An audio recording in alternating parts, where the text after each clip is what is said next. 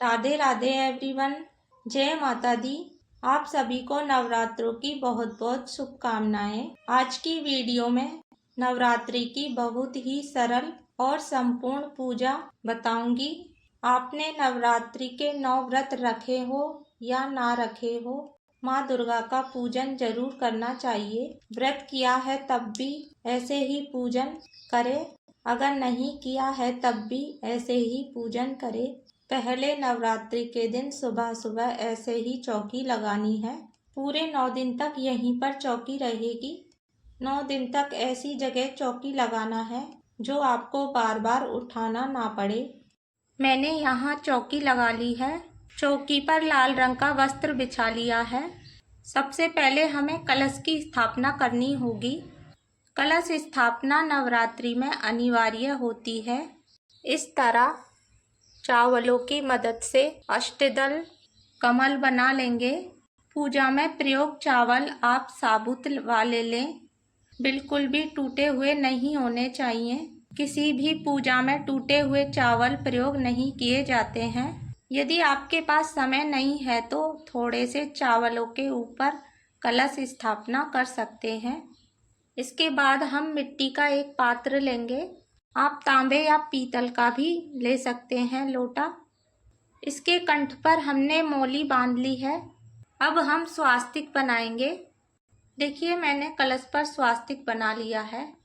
कलश में हम थोड़ा सा गंगा जल डालेंगे, फिर शुद्ध जल से हम इसको कंठ तक भर देंगे। अब हम कलश में हल्दी की गांठ डालेंगे। अगर आपके पास हल्दी की गांठ नहीं है तो हल्दी पाउडर भी डाल सकते हैं। एक सिक्का, रोली, चंदन, अक्षत और फूल डालेंगे। इसके बाद हमें जटा वाला नारियल चाहिए होगा। नारियल के ऊपर चुनरी लपेटेंगे।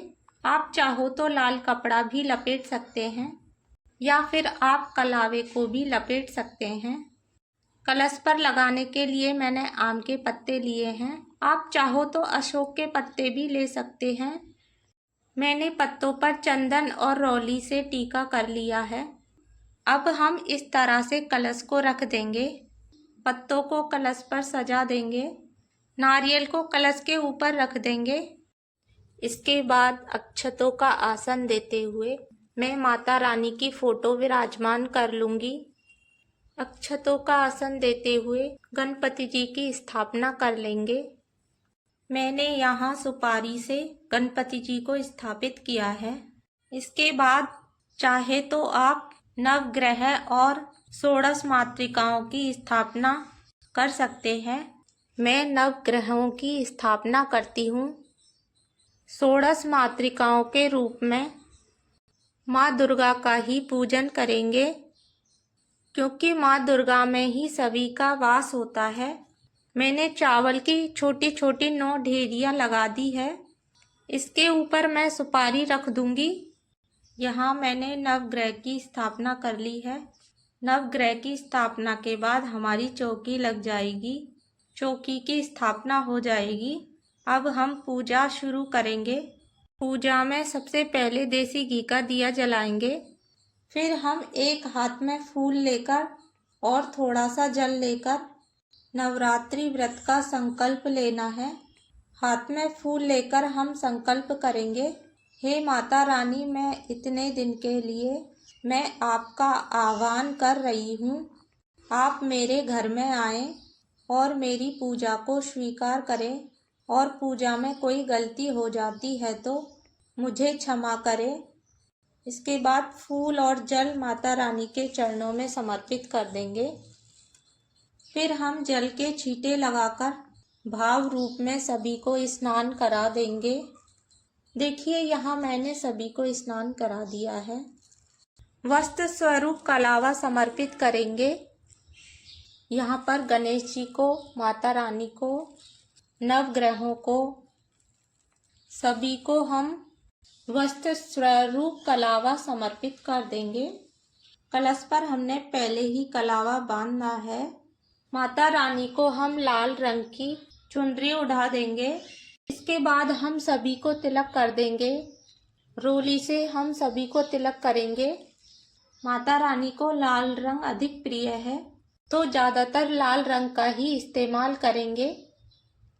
मैंने यहाँ नवग्रहों को सूखी रोली से तिलक कर दिया है, क्योंकि एक बार स्थापना के बाद नवग्रहों को हिलाते नहीं हैं। इसके बाद फूल समर्पित कर देंगे। मैंने गणेश जी को फूल और जनेऊ समर्पित कर दिया है। माता रानी को, कलश को और दीपक को, सभी को फूल समर्पित करेंगे। गणपति जी को दूबा समर्पित करेंगे। फिर हम भोग समर्पित करेंगे। भोग में हम पतासा या मिश्री रखकर जरूर समर्पित करें। भोग में हम पतासा या मिश्री रखकर जरूर समर्पित करें। भोग में हम पंचमेवे भी जरूर समर्पित कर सकते हैं। ऋतु फल का भोग जरूर समर्पित करें। इसके साथ ही माता रानी को श्रृंगार का सामान जरूर समर्पित करते हैं। 16 श्रृंगार नहीं है तो 5, 7 या 11 चीज़ें है उतनी समर्पित कर सकते हैं। श्रृंगार का सामान आप समर्पित कर दीजिए। श्रृंगार का सामान आप पहले दिन समर्पित कर दें या कन्या पूजन के दिन भी समर्पित कर सकते हैं। अगर आप श्रृंगार का सामान समर्पित कर रहे हैं तो 9 दिन तक ये सामान चौकी पर रहेगा। श्रृंगार का सामान जिस दिन आप चौकी उठाएंगे उस दिन उठाना है। श्रृंगार का सामान समर्पित कर दीजिए। फिर हम सामर्थ्य अनुसार दक्षिणा समर्पित करेंगे। दक्षिणा भी एक बार समर्पित की जाती है। पूरे 9 दिन में आप किसी भी दिन दक्षिणा समर्पित कर सकते हैं। तो यहाँ पर मैंने दक्षिणा समर्पित कर दी है। इसके बाद छोटा सा हवन किया जाता है। इसके बाद गाय के गोबर से बने उपले को जला लेंगे। उपला जलाकर हवन किया जाता है। सबसे पहले हम घी की आहुति देते हैं। आप चाहो तो हवन सामग्री की भी आहुति दे सकते हैं। आप आहुति जय माता दी बोलते हुए दे सकते हैं। लौंग का भोग लगाना बहुत ज़रूरी है। हमारे यहाँ 2 लौंग ली जाती है। घी में डुबोकर लौंग का जोड़ा हमें अग्नि में चढ़ाना है। फिर एक जोड़ा इस तरह से चढ़ाना है। इस तरह से 4 लौंग हमें चढ़ानी है। जो भी भोग हमने चढ़ाया है उसका भोग हम चढ़ा देंगे। आपने पान चढ़ाया है तो उसका बीड़ा बनाकर अग्नि में समर्पित कर दीजिए। हम अग्नि में भोग समर्पित करते हैं। सीधा देवताओं को पहुंचता है।